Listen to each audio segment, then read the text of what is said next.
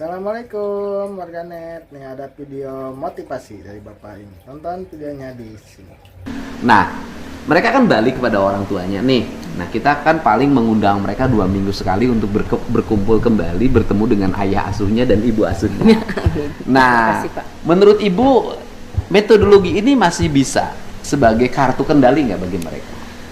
Menurut saya bisa, bukan mereka tapi bahkan sistemik lebih besar. Oke. Gitu. Karena analogi saya begini, Pak.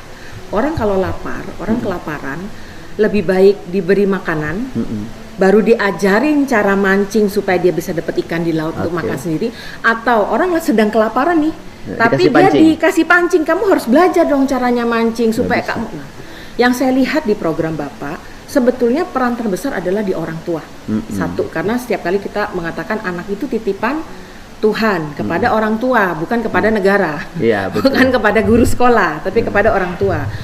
Namun dalam kondisi orang tua ini semua pusing, bagaimana? Mereka ini kondisi sesak napas, Pak ya.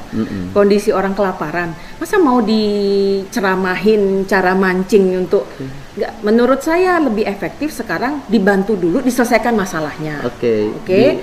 Dikasih makan dulu. suruh Dikasih nyangkul. makan dulu. Setelah itu suruh nyangkul. Nah, setelah itu dibantu disadarkan.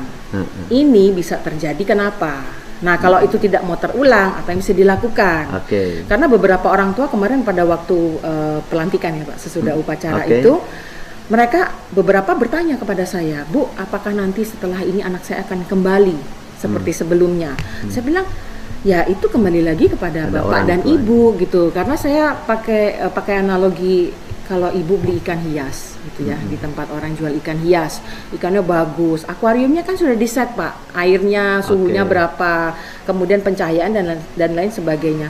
Kemudian bapak ibu beli ikan itu dibawa pulang, tapi ditaruh di gelas, airnya nggak pernah diganti, dan tidak ada perawatan seperti di tempat penjualan ikan hias itu. Pasti mati.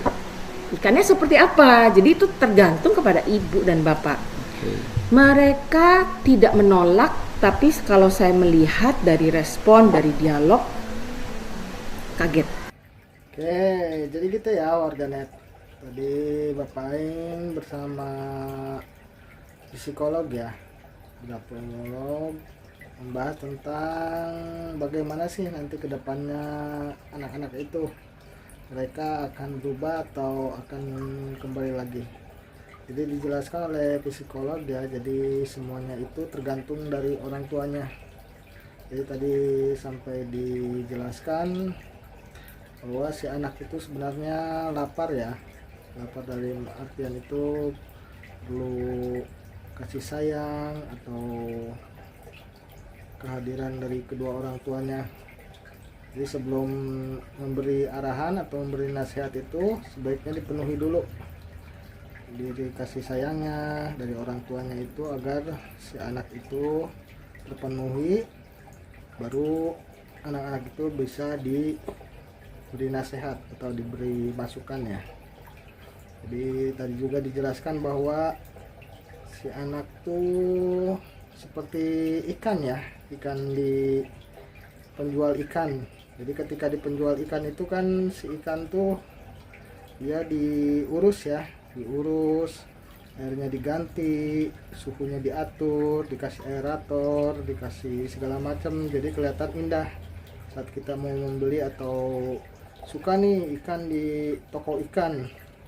Tetapi ketika kita bawa pulang cuma disimpan di dalam gelas aja, maka ikan yang tadinya indah itu akan menjadi stres ya, atau jadi muram lagi, jadi gak bagus lah istilahnya.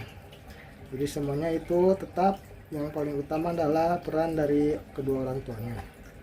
Pokoknya biar jawaban istilah sabubuk. Jangan lupa komen, like, share, and subscribe ya. Oh iya, ini lagi di rumah aja sambil ditemenin sama ikan di kolam ikan, sambil nongkrong nikmati tuh ikannya pada jalan-jalan ya, dia pada berenang, bikin pikiran tenang dan jadi istilahnya relax lah ya. Yang tahu atau hobi sama koi nanti bisa sharing-sharing ya di komentar. Makasih. Assalamualaikum.